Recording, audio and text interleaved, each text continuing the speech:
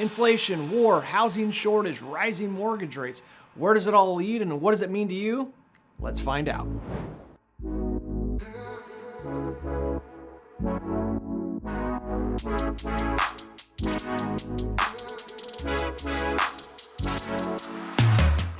I don't know. You tell me. I don't really know. We have this insane global tug of war that's happening right now, and the markets have been heavily influenced for quite some time. How does one predict what's coming next? I don't know. Let's give it a try. Let me set the stage here and show you an interesting graph that probably won't make sense. This is the history of mortgage-backed securities going back to the start of the pandemic. You can see the erratic behavior in early 2020, and this is where we're at now. What this means to you is this: mortgage-backed securities and thus mortgage rates improved dramatically. One could argue solely or at least heavily influenced by the Fed purchasing program. Why? Well, quite frankly, to ease the pain of a never-seen-before global shutdown. Call me crazy, but global pandemics and shutdowns don't typically equal massive stock market rallies and largest personal savings and cash positions ever. Typically, there would be some financial pain, but the Fed heavily invested into mortgage-backed securities, which moved rates lower and greased the wheels of the economy during the pandemic. Thus, financially speaking, we fared pretty well through the last 2 years. Now, we are on the back side of this, and coincidentally, we are sitting right back where we started, full circle. Until, that is, the war started, and then you can see the impact of the war with the recent bounce in mortgage-backed securities. Why? Because when there's uncertainty in the markets, money tends to flow into safer investments like what? Mortgage-backed securities or bonds. So that's what happened in a first-grade version as to why, but where does that leave us now and into the future? Well, a war would typically not be good for the economy, but guess what drives the biggest economy in the world? Real estate and mortgage, and real estate is still red hot. One could argue that economic certainty may reduce homebuyers' ability to put together a down payment due to a pullback in the stock markets and their 401ks. It may also just erode their confidence in the overall markets, but I don't believe that either will be a huge needle mover here. Again, personal savings at an all-time high and housing supply at all-time lows, coupled with rising rents, forces a family into one situation or the other.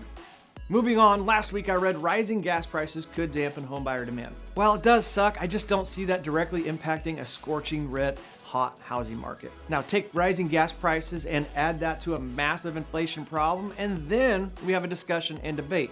And that's really the tug of war I referenced earlier.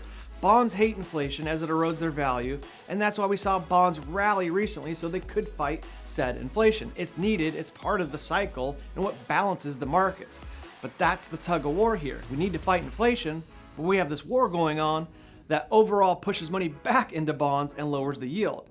See the 10-year here, it gets over 2%, again, fighting inflation, and then the war starts only to drop back down. See the tug of war, guys? We have to fight inflation, but war equals uncertainty, and uncertainty equals a flight to safety, and money flows back into bonds. God, I hope that makes sense, guys. Again, mortgage rates did the same thing. Started to rise. As much as we hate it, it's what's needed right now, and then reverse course a bit. That fight's not over yet. We'll see how that turns out. Again, tug of war. Again, guys, inflation, war, housing shortages, rising mortgage rates would typically be cause for concern, but housing continues to shrug off all those fears and concerns. Maybe we will down the road, but we just haven't felt those effects and ramifications yet, as evidenced by the following. Home prices set another record last week with year-over-year appreciation at 19%. Highest appreciation rate ever, and that's because of this stat, which is active listings down 24%. We will leave you with one interesting stat that again proves our point about an economic tug of war.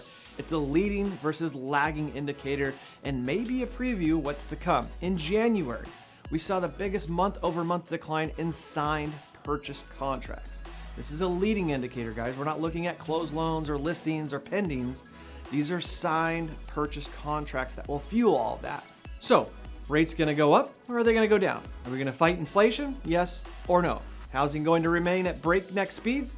Not to come full circle and end as we began, but I don't know, guys. You tell me. Make the call in the comment section below and go share this on social to prove just how difficult and crazy our industry really is right now. See you guys next week.